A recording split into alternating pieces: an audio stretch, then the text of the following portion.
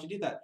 Hey everybody, Jake here from Monsters and Munchkins, and I don't really expect anybody to watch today's stream because I posted about it on Facebook like an hour ago that I was going to be doing this after my friend Alan Sanchez-Capers from Panopticon Gaming told me that there was a new D&D book that was officially announced. I wasn't really following it all too closely because I'm not really a news channel. I wanted a little more staying power than this new thing's coming out, and then it's come out, and then nobody cares anymore. But I do think it's an interesting book that's coming out. I'm certainly interested in seeing what it has in store. I think there's a lot of value in pre-written adventures, which we'll talk about in a moment, for Dungeon Masters, and I feel like that is often overlooked. So let's make sure that it's not, and let's see what we think about the new Dungeons & Dragons book, Mysteries of Candlekeep.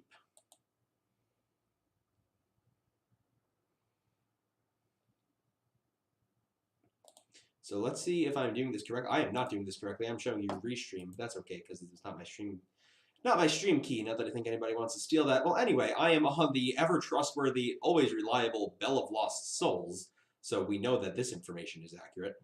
So let's, apparently Candlekeep Mysteries is the book for March for Dungeons & Dragons, so that's pretty cool. I was fairly certain that it was going to be Dragonlance, but apparently we're getting more Dragonlance novels. I'm perfectly fine with that. I love Dragonlance, so that's going to be cool. I was being perfectly honest, I was hoping for Dark Sun, because I love the spooky sci-fi, super dystopian, psionics, all that good stuff that we get in Dark Sun. So I was hoping for Dark Sun. It's not Dark Sun. It's Candlekeep Mysteries, which honestly I think might be a little bit better for the game. So let's read what Bell of Lost Souls has to say about this. Well, the cat's out of the bag a day early, but here we are. The March D&D book is Candlekeep Mysteries, an anthology of adventures.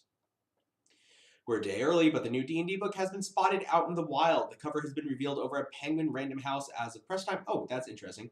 It's not Amazon that leaked it this time. The next D&D book is Candlekeep Mysteries, an anthology of mysteries-themed adventures. As the cover advertises, here's the book on PRH. So $50, Wizards of the Coast, D&D March title. We get that. That's all very nice. All the good D&D stuff. Maybe gives me some actual tags, so I know how to tag these videos. It's another adventure anthology along the lines of Tomb of the Yawning Portal or Ghosts of Saltmarsh, both of which I feel were some of the best things Wizards has ever put out. Only back in August 2019, we had mention of an anthology of adventures that generated excitement, but then seemed to rest on the back burner through Avernus and Tasha's. So if you missed spoilers and swag from today, you missed some killer previews from Descent into Avernus, but you also missed me teasing a product I'm deeply excited about. I don't want to say too much about it, but I'm working with a crop of amazing writers on a series of short adventures, including Marisha Ray's Critical Roles Marisha Ray and Deborah Ann Wolf, who is on a ton of Wizards of the Coast content, and I think I'm a fan of her. If I'm being completely honest, I can't remember, but I do believe I am a fan of her. Kate Welch, who no longer works at Wizards of the Coast, has been compiling a batch of adventures with celebrity DM players, DMs, Marisha Ray, Deborah Ann Wolf. Candlekeep Mysteries very much fits the profile. If you'll recall, Deborah Ann Wolf ran a whole, so this is speculation on the part of Bell of Lost Souls. 17 adventures, that's a lot of adventures. And we don't know what tier of play they are. My guess is we're going to have some low-level ones, and then we're going to have some levels 5 to 11, and then probably nothing on the high end of play, because we don't usually tend to have stuff on the high end of play. If you're watching on YouTube, I can't actually see the YouTube chat as of this moment, so I apologize for that, but I do appreciate you watching, and I will check it at some point. So we're getting a new book of adventures, and let's go back to the screen. We're getting a new book of adventures. And I honestly am kind of excited for this one. If there's going to be another setting book, it's on the shelf back there. Being where I'm already running Icewind Dale, the Ride of the Frostmaiden, to be completely honest, I probably wasn't going to pick up another setting book because I'm in the middle of one, and to be even more honest, I'm kind of excited to get away from them. The next game I'm going to run is definitely going to be homebrewed and not be stuck in somebody else's setting. Not that there's anything wrong with that. I quite enjoy Icewind Dale, but I want to get back to my material, because I feel like that's what's really got me excited as a GM right now, just writing.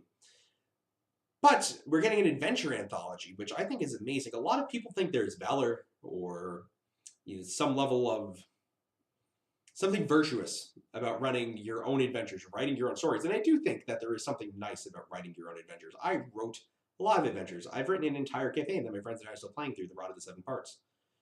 But there's absolutely nothing wrong with using adventures written by other people. I also quite enjoy using adventures that I just pull from the internet.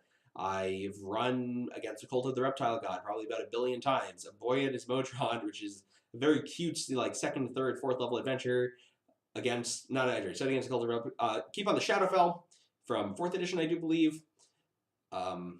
Lost Mines of Fandolver, some stuff from Curse of Strahd that I've stolen and stuck into other adventures. A lot of the OSR stuff is really my style, like Vault of the Drow, one of my favorite high-level adventures, well, mid to high-level adventures, and I've run that a bunch of times. And there's nothing wrong with taking pre-made adventures and using them, especially, I think, for DMs out there that are trying to make their old homebrewed worlds and homebrewed societies and stories. It can seem extraordinarily overwhelming to just dive in and start making everything. You need to make, a town. You need to make politics. You need to make a money system. Like I've been reading for some of the OSR stuff again, and they're like taxes and players setting up businesses, and all of that stuff is fantastic. But it's extraordinarily overwhelming. I know it's extraordinarily overwhelming. I've done it a ton of times.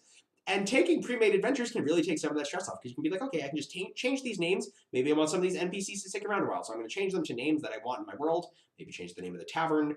Boom, I have now not only have an adventure that I can change a little bit and I can run in my world, but I have a starting town, I have a tavern, which is the most important thing for the PCs, and I have some NPCs. So you now have a completely fleshed out, not only adventure, but you have a completely fleshed out society.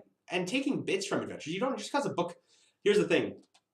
When people see an adventure from Wizards of the Coast, they're like, all right, this is an adventure from Wizards of the Coast.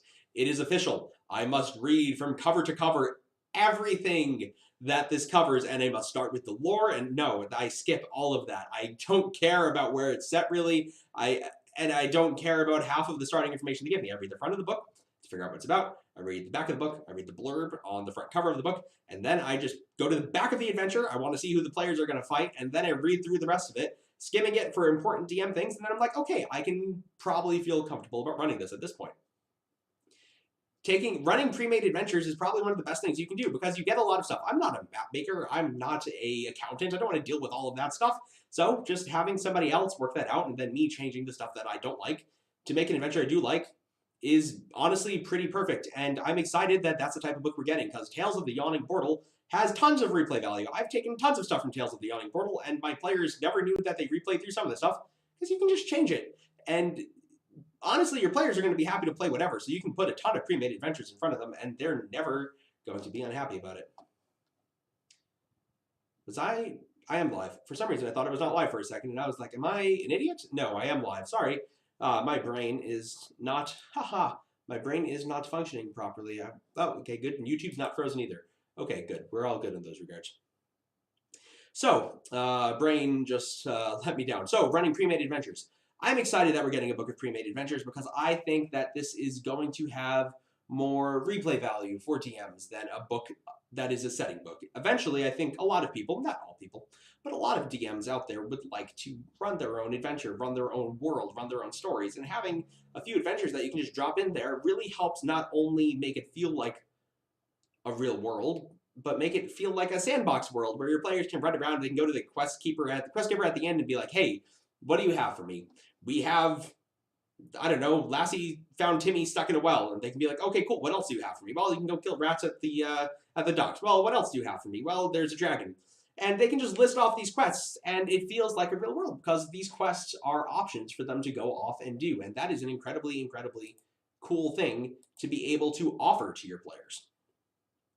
I am also excited. So I am currently, I know we're in the middle of Ice, we're not even in the middle of Icewind Dale. We're at level 5 in Icewind Dale, and my players are taking a long time. Long time before we're going to get to level 6. But I am working on a homebrewed adventure, because I do enjoy writing quite a bit, and I enjoy GM prep quite a bit. And let me jump back over to what we have over here. For Candlekeep, you guys can't see this, but I can see it. So it's Anthology. It's 17 mystery-themed adventures for the world's greatest role-playing game. Okay, if you think it's the world's greatest, that's cute. It's a pretty good game. Candlekeep Mysteries is a mysteries book. So we're going to have mysteries for our PCs, and I think that is fantastic.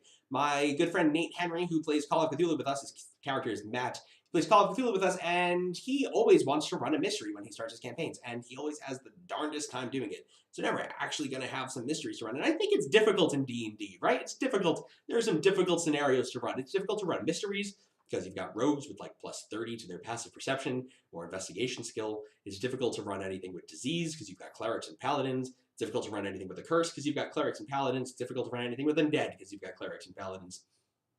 But we're getting some mysteries from Wizards of the Coast. I have run mysteries before, it certainly is possible. But you need to put your, and I hope they're going to do this with the book, you need to put your players in scenarios where they need to use their people brains rather than their stats on a character sheet. And I'm very much so hoping that that's the type of adventures we're going to get. I'm looking at maybe putting some of my stuff on the DM's Guild now that we, there's some mysteries out there. Maybe I'll put out some of the mysteries I've run. But I think what I'm hoping for this book is that we're going to get adventures out there that make people use their brains and not their character sheets, because I think that is a very virtuous thing to have in a D&D adventure. And I'm hoping that we're going to see a lot more of that type of play in the future. So overall, I think that I am much more excited about this book than I thought it was going to be. I thought it was going to be a setting book, and I'd be like, okay, cool, it's a setting book. I'll get it from our sponsors, the Beer Dragon Games at Out to New York. I'll probably buy it, and then I'll give it away to one of you guys, because you'll get more use out of it than I will, but it's Candlekeep Mysteries. So I'm going to get a copy for myself, and I'm going to do cool things with Candlekeep Mysteries, because I love adventures, I love traps, I love puzzles, I love making my players think. So I'm super happy we have this book. I hope you guys are excited. We're definitely going to do a video on running Premade adventures in the future. I just wanted to put out some of my thoughts in this video, and I wanted it to be live, so there's slightly less editing that I have to do on my part.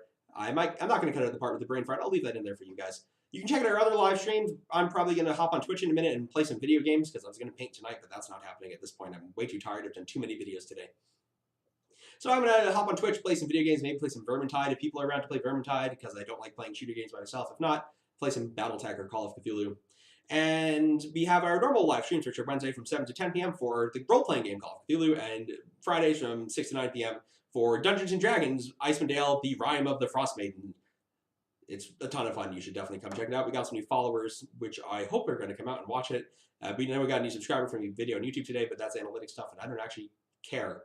I just care about making these videos. I hope you guys enjoyed this. I hope you guys are as excited for this book as I am.